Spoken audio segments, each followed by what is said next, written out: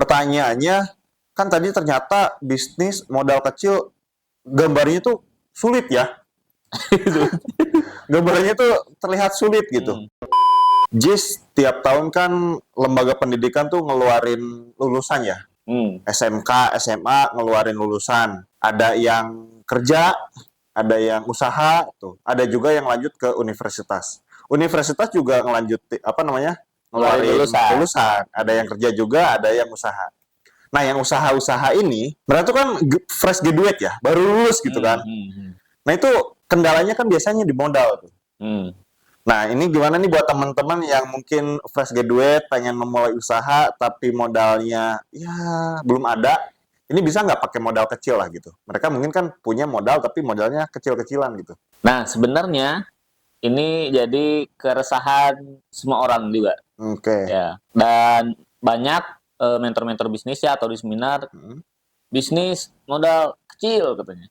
Bisnis modal nol, modal dengkul katanya. Iya. Itu pas zaman saya kuliah tuh seminar-seminar bisnis yang tagline-nya itu modal nol gitu ya. Modal nol. Modal dengkul itu hype banget tuh. Ya, sebenarnya semua bidang bisa dimulai dengan bisnis kecil. Oke. Nah, cuman modal yang kecil ini hanya untuk memulai aja gitu. Memulai aja ya. Hanya untuk memulai aja.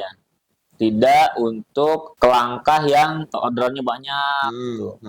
Itu sulit karena butuh modal. Ada ibaratnya apa ya? Ada satu konsekuensi logis lah ya. Ketika demand banyak, ya kita perlu modal banyak gitu kan untuk memproduksi barang yang banyak gitu ya. Contoh yang paling gampang misalkan kita bikin makanan misalkan. Punya uang berapa nih? Misalkan 50.000. Kan kita bisa beli keripik balan, terus kita packing lagi dengan kecil-kecil, terus dijual dengan harga yang lebih mahal. Itu selisihnya pasti ada, untung pasti ada gitu. Misalkan dari 50.000 jadi 100.000 uangnya tuh, itu bisa dilakukan. Nah itu udah bisa dikatakan bisnis itu. Udah bisa dikatakan bisnis ya? Ya, udah bisa dikatakan bisnis. Cuman itu kan kalau modalnya 50.000, paling ya perkiraan ya. Nah, kalau misalkan modalnya cuma 50.000, itu keripik yang kita beli, yang balannya, itu bal yang kecil. Yang mungkin bakal cuma jadi 10 bungkus gitu. Benar sih. Dan untuk skala 10 bungkus ini kan sebenarnya sangat mikro lah, atau iseng lah, bisa dikatakan iseng lah. Iya sih. Benar sih. Ya kayak kalau teman-teman yang sempat kuliah misalkan gitu ya, itu kan ada tuh yang suka bawa-bawa kresek tuh, ada snacknya isinya tuh. Suka ada tuh mahasiswa yang coba belajar usaha kecil-kecilan, jualan snack di kelasnya tuh. Biasanya bawa 20 bungkus, 15 bungkus gitu. Itu varian tuh, snack-snacknya. Itu kan modalnya kecil lah ya, tadi kayak 50.000 atau 100.000 maksimal misalkan mereka punya budgetnya gitu. Nah, itu bisa dilakukan terus dijualnya ke teman-teman sendiri atau ya ke orang-orang sekitar lah. Dan kalau misalkan cukup menarik si produknya ini bisa dikatakan bisa cepat laku lah itu. Nah, cuman ketika misalkan tiba-tiba ada yang mesen nih atau tiba-tiba ternyata banyak orang yang suka terus pengen beli, jumlah total yang mereka pengen beli itu misalkan 100 bungkus. Gak bakal muat itu 50.000. Benar. Otomatis kita butuh modal loh gitu ya untuk 100 bungkus ini gitu. Jadi bisnis kecil hanya untuk memulai aja. Dengan modal kecil ya. Ya, terus ada lagi misalkan bisnis baju misalkan. Pakaian. Nah, pakaian ini modal kecilnya itu bisa dengan cara sistem pre-order. Pre-order dengan cara kita nyebarin foto dulu atau nyebarin desain dulu. Kita bikin desainnya nih misalkan bertemakan Islami gitu ya. Kaos bertemakan Islami, misal gambar apa, kita buat dulu desainnya, baru nanti bisa disebar tuh ke teman-teman. Ada yang mau beli gitu misalkan. Nah, ketika ada yang beli, suruh transfer dulu, baru kita nanti produksi gitu. Produksi ya. Nah, benar. Cuman kelemahannya kalau di bisnis ini yang pakaian, tapi mencakup semua sih kayaknya Mas ya. Kalau ordernya sedikit, itu biaya produksinya mahal. Iya sih, benar. Itu biasanya bisnis-bisnis cetak-cetak ya? Iya, yang cetak sih. Iya kan, baju juga ada cetakannya tuh. Makanan juga sih, makanan. Makanan juga Kalau ya? misalkan kita di bal-balan misalkan. beli 10 bal harganya misalkan per balnya 10.000, tapi kalau misalkan beli 100 bal harganya bisa 5.000. Bener sih, bener sih. Itu Iya sih. hampir semua sih. Semakin kecil kuantitas yang kita beli gitu ya, produknya buat nanti kita jual lagi, itu akan semakin mahal harganya. Ya, biasanya gitu. Tapi semakin kita beli produk yang besar gitu ya, mentahan misalkan gitu ya, besar belinya, itu pasti semakin murah ya. Nah, itu. Oke. Jadi semakin banyak yang kita beli, modal awalnya ya, biasanya semakin murah. Dan bahkan kita punya kekuatan untuk nego. Benar. Dan tentunya konsekuensinya adalah untung kita akan semakin gede. Untungnya. Karena kita modalnya, harga bahannya gitu ya, itu murah gitu ya. Murah. Dibanding kalau kita beli kecil, harga bahannya jadi mahal, nanti kita juga ngejualnya nggak bisa dong, harganya yang gede-gede melebihi harga pasar umumnya gitu ya. Ya. Gitu. Jadi kita ngejual harga standar tapi untungnya jadi tipis gitu ya. Nah itu benar. Jadi memang banyak keuntungan kalau misalkan modalnya gede. Tapi bukan berarti modal kecil nggak bisa dilakukan gitu. Oke. Jadi gini Jis, pertanyaannya kan tadi ternyata bisnis modal kecil gambarnya tuh sulit ya. Gambarnya tuh terlihat sulit gitu. Terus kalau melihat realita gitu ya, ini orang udah puluhan tahun jualnya kayak gitu aja. Kayaknya tuh kayak modalnya tuh kecil lah gitu ya. Nah itu kayak bikin down. Tapi ada nggak sih gitu ya, yang modal kecil tapi bisa bener usahanya tuh maju besar gitu? Bisa ya. Bisa dengan cara pertama kita memang belajar dulu dari modal kecil. Nah, habis itu si untungnya itu jangan dulu dimakan. Untungnya jangan dulu dimakan. Tapi ditabung si untungnya atau dimasukin lagi ke modalnya itu. Contohnya misalkan yang gampang tadi keripik balan kita beli misalkan 1 bal 50.000, kita bungkus kecil-kecil jadi 100.000. Otomatis uang 100.000 bisa dipakai jadi beli 2 bal. Nah, coba selanjutnya kita beli 2 bal. Terus aja kayak gitu. Jadi apa ya namanya ya? Memang dari modal kecil untuk menjadi bisnis yang gede, untungnya banyak, itu kita harus nabung memang. Karena tetap aja butuh modal besar untuk di titik ininya. Oh jadi gini ya, karena kita nggak punya modal gede, untuk punya modal gede itu perlu waktu berarti ya? Kita ibaratnya apa ya, bersabar dengan waktu lah gitu ya? Ya. Bisa dikatakan gini, bisnis yang untungnya gede itu mustahil dari modal kecil. Tapi dari modal kecil, kalau ditabung lama-lama kan kita punya modal gede. Yang ujung-ujungnya kita nanti bakal untungnya jadi gede juga gitu. Benar. Dan tadi ya, kita perlu strategi mungkin ya ketika perjalanan itu perlu belajar marketing, belajar ya teknik-teknik bisnis lah ya, biar sampai mempermulus jalan kita menuju ke modal gede kayak gitu ya. Gitu. Karena seiring waktu kita pasti akan menjumpai mentok. Misalkan kita berhasil menjual 10 bungkus snack ke teman-teman ya. Coba naikin lagi 20, masih berhasil. 30 masih berhasil.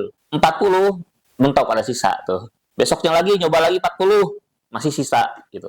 Benar. Ini gimana ya kok nggak bisa tembus ke 50 gitu. Kita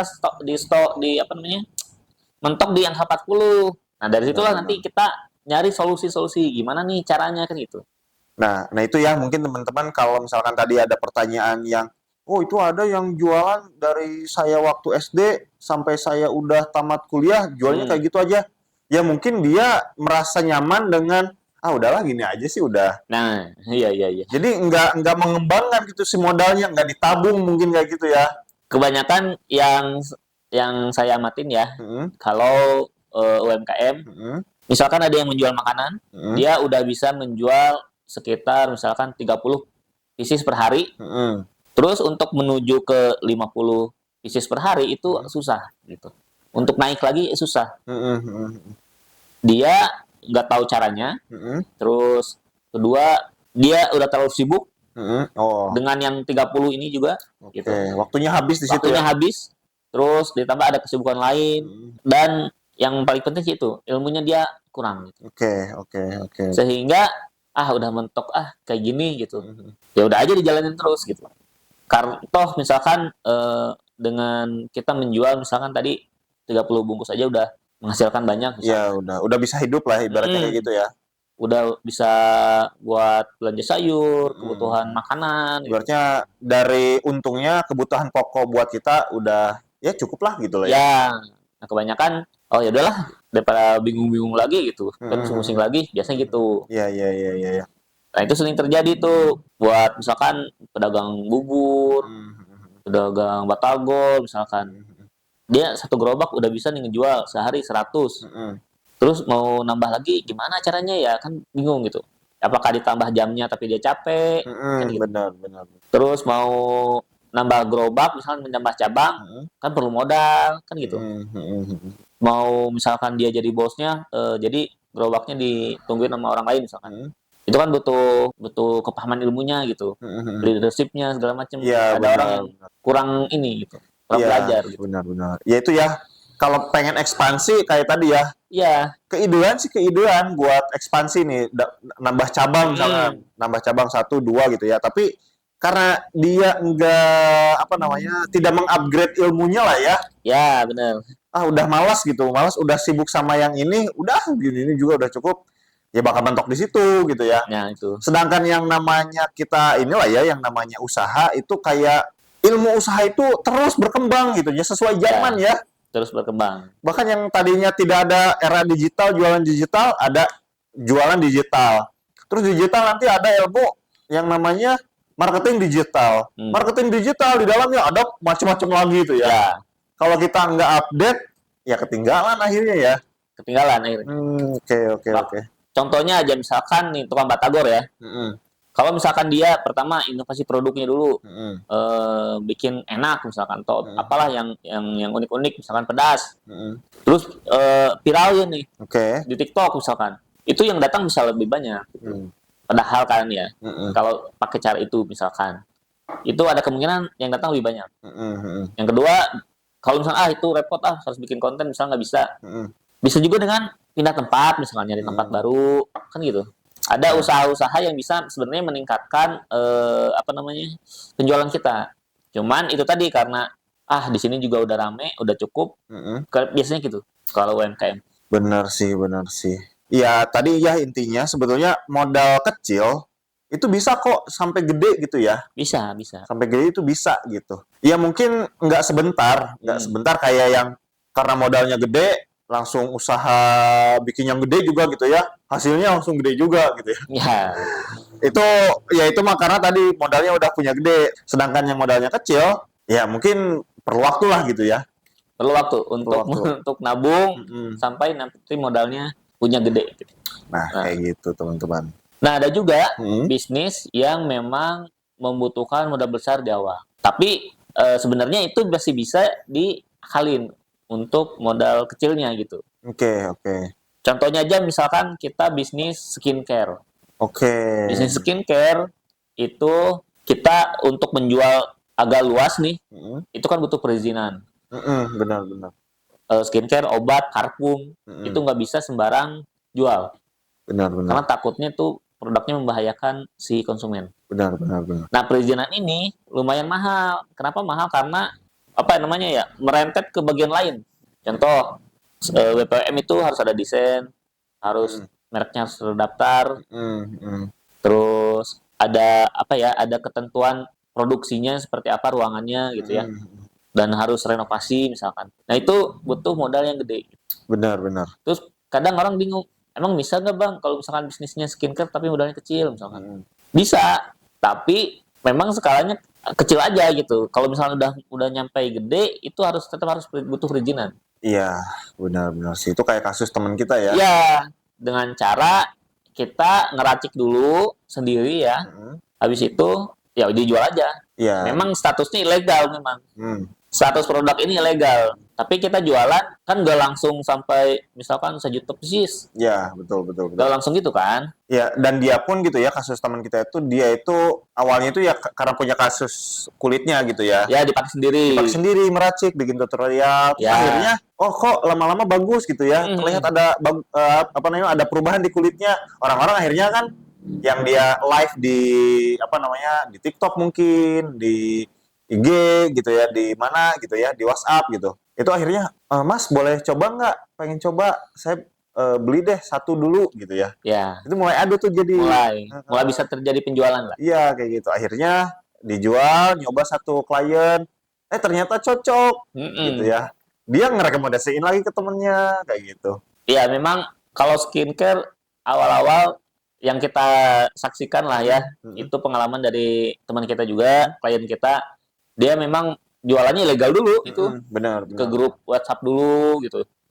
Dan banyak yang cocok, banyak yang suka, akhirnya dia baru setelah banyak yang beli ya, akhirnya dilegalkan gitu. Iya, dilegalkan bahkan sampai apa namanya nge-hire pabrik ya. Ya, maklon ya, maklon istilahnya kayak gitu. Karena kalau BPOM ini lumayan ribet nih, karena BPOM untuk skincare itu harus meng-hire orang farmasi. Benar. Sedangkan kita misalkan produksi rumahan kan nggak ada orang farmasinya nih. Udah dimaklonin aja lah, biar si BPOM-nya lolos gitu. Biasanya kayak gitu ya kalau skincare ya. Nah, terus kalau untuk makanan si BPOM ini, makanan atau minuman, itu tempat produksinya tuh yang biasanya ini bikin mahal. Bikin modalnya gede ya? Iya, karena contoh lampunya aja ditutupin. Benar. Terus ada kemarin sih sempat ngobrol sama yang udah dapat BPOM tuh minuman. Dia bilang masuknya bahan baku itu harus satu jalur. Nanti keluarnya jangan dari pintu itu gitu. Jadi harus 2 pintu minimal. Si tempat produksinya. Oke. Ya lumayan berarti Kak. Ya, jadi harus membentuk lingkaran, circle, terus ada bagian yang disekat, ada yang boleh enggak. Gitu. Artinya butuh renovasi lah. Dan itu butuh modal yang lumayan kan ngerenovasi ruangan misalnya kayak gini kan nggak mungkin sejuta 2 juta gitu. Nah, tapi bisa nggak nih jualan minuman tanpa BPOM? Ya bisa gitu. Jualan aja dulu gitu. Kita titip jual di mana, di warung-warung. Kalau misalkan memang udah laku banyak, baru dieksekusi tuh yang modal gedenya. Benar kayak gitu teman-teman. Ya tadi ya, modal kecil bukan berarti nggak bisa berlanjut bisnisnya ke tahap yang lebih besar gitu ya.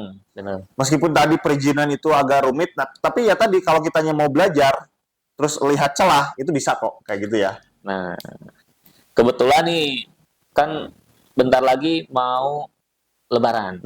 Biasanya Lebaran tuh kalau misalnya teman-teman kerja ya, itu kan dapat THR. Nah, THR ini bisa dipakai buat modal gedenya gitu. Sedangkan kita bisa merintis dari sekarang pakai modal yang kecil dulu. Nanti ketika dapat THR-nya disimpan dan dipakai nanti saat mau usahanya mau gede. Iya benar, buat teman-teman yang karyawan gitu ya, yang udah punya pengen cita-cita bisnis gitu ya, bisa dipakai tuh uang THR-nya. Bisa dipakai. Misalkan teman-teman sekarang nih, yang karyawan misalkan ya, bisnis snack dulu, misalkan kayak tadi beli bal-balan, dibungkusin kecil, nah bisa dibawa ke tempat kerjanya tuh jualan, ke teman-teman kerja, ke teman-teman kantor gitu ya, atau dititip ke kantin, ke koperasi. Itu kan memungkinkan lah untuk melakukan itu ya. Nah nanti kalau misalkan wah ternyata banyak yang suka nih di tempat kerja saya gitu. Barulah nanti THR-nya dipakai untuk menunjang modal itu tadi yang besar untuk mengembangkan bisnisnya, mungkin dititipinnya di 5 kantor mungkin. Tadinya dititip di 1 kantor aja gitu. Terus sekarang jadi dititip di 5 kantor misalkan. Produknya jadi lebih banyak. Benar. Nah, itu ya teman-teman ya. Distrategiin lah apapun dibikin strateginya. Dari semenjak kecil udah pengen punya cita-cita bisnis gede, ya bikin strateginya, plan bisnisnya bikin tuh. Kayak gitu ya. Oke. Mudah-mudahan bermanfaat. Kalau suka dengan video ini silahkan di like, di komen juga di subscribe. Serta kalau tadi misalkan bisnisnya yang udah kecil udah masuk ke tahap selanjutnya nih. Udah perlu branding. Perlu branding. Nah, bisa tuh ke Kebun Desain. Untuk bisa order desain logo. Desain packagingnya, desain sosial medianya, video iklan, video produk, pokoknya segala hal desain untuk menunjang bisnis teman-teman itu bisa di Kebun Desain. Nah, kayak gitu teman-teman. Nah, selain itu kita juga bisa membantu perizinan. Kayak tadi bisa bantu NIB, bisa bantu daftar merek, bisa bantu PRT. Nah, itu bisa langsung hubungi nomor yang ada di bawah. Nah, kayak gitu ya. Oke. teman-teman kalau punya niatan bisnisnya buat di branding, bisa kontak aja Kebun Desain, karena nanti yang dapat THR nih ya, udah nggak perlu ragu-ragu ya. Pakai THR-nya buat beli paket branding dari Kebun Desain kayak gitu. Oke, thank you, sampai jumpa di Kebun Desain selanjutnya. Bye bye.